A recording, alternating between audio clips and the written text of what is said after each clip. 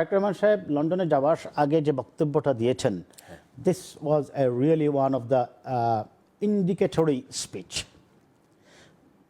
For the future of Bangladesh. একটা উদাহরণ দিই তাহলে আপনাকে, যেমন স্বাস্থ্য খাতে মানুষটি কী পরিমাণ সাফার করে আপনারা দেখেছেন।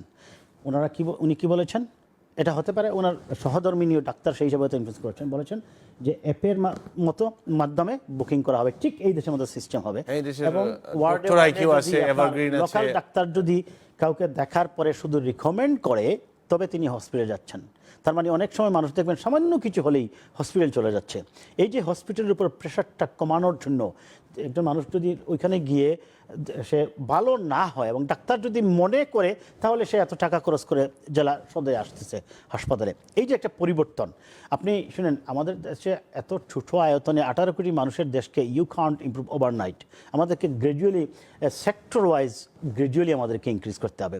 এই যে পরিবর্তনটা, আরেকটা জিনিস তিনি শিক্ষাক্ষেত্রে বলেছেন যে ওই যে ওয়ান স্টুডেন্ট ওয়ান ট্যাব, ঠিক আছে।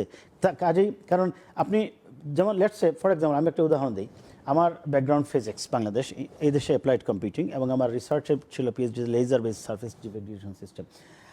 এখন আমি একবার আর্টসের একটা সাবজেক্ট আমার শখ জাগলো পড়তে, এইখানে বলছিলাম আমার কাছে যেটা মনে হয়েছে যে আর্টসের সাবজেক্ট পড়ার জন্য আবার ক্লাসে যেতে হবে কেন। আচ্ছা, এটা একটু ফানি মনে হতে পারে আপনার কাছে, কারণ এটা তো আপনি, আর এখন তো অনলাইনে আছে, ভিডিও ইউটিউবে আছে, এটা তো আপনি নিজেও জানতে পারছেন যে এই ল এই ল এইটা বলতেছে, এই ল এইটা বলতেছে, এই ল এইটা বলতেছে, ঠিক কিনা? হ্যাঁ, অবশ্যই ক্লাসে গেলে শিক্ষক যখন বুঝাবেন, সায়েন্সের বিভিন্ন না সায়েন্সে আছে অনেক জিনিস আপনাকে পাওয়া যায়, হ্যাঁ না অনলাইনে যদি আপনি ইউটিউবে ভিডিও পেয়ে যান তাহলে তো এক কথাই আপনি ক্লাসই পাচ্ছেন, ক্লাসই পাচ্ছেন। বা মনে করেন আপনি পলিটিক্যাল সায়েন্স পড়বেন, পলিটিক্যাল সায়েন্সে আপনি নিজে পড়েও পারতেছেন। অনেকে করে না অনলাইনে করে, বাংলাদেশেও তো ঘরে বসে প্রাইভেট পরীক্ষা দেয়, নিজে নিজে পড়ে পরীক্ষা দেয় হয়। তো মানে এটা আমি কেন বলতেছি, এই যে পরিবর্তনটা বিশেষ করে আপনার প্রাইমারি এডুকেশনকে উনি গুরুত্ব দিয়েছেন, বেগম খালেদা জিয়া গুরুত্ব দিয়েছেন নারী শিক্ষাকে এবং নারীদের বেতন অবৈতনিক করেছিলেন এবং তিনিও ঠিক একইভাবে প্রাইমারি শিক্ষার উপর গুরুত্ব দিচ্ছেন। অর্থাৎ উনি যেটা বলেছেন ওনার বক্তব্যে যে আই হ্যাভ এ প্ল্যান আছে, এটা মনে করেন যে এবং this plan is not only for the education, it's for the media, it's for the cultural sector, it's for the secretariat, it's for the election. সবকিছু সমন্বয়ে থাকতে হবে, কিছুই বাস্তবায়ন করা যাবে না।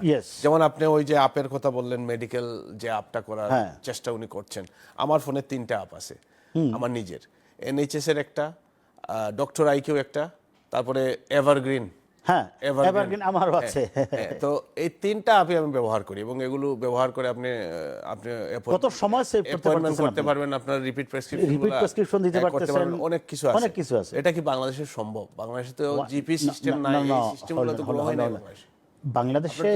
বাংলাদেশে এখন কত কোটি মানুষ মোবাইল ব্যবহার করে? ধরেন 10 কোটি। 10 কোটি হয়তো মনে বেশি হয়ে যাবে বা একটু কম হতেও পারে এখন যে অবস্থা। 10 কোটির মধ্যে 5 কোটি মানুষ তো এটা পারবে বুকিং করতে, বা বুকিং করার কথা আমি বলছি না। আপনার কি জিপিএস না, সে মোবাইল তাহলে ইউজ করতেছে কিভাবে? আচ্ছা, আমরা একটা ব্রেক নেই। আমার গ্রামের বাড়িতে আছে ওয়াইফাই এখন, আপনি জানেন। আমরা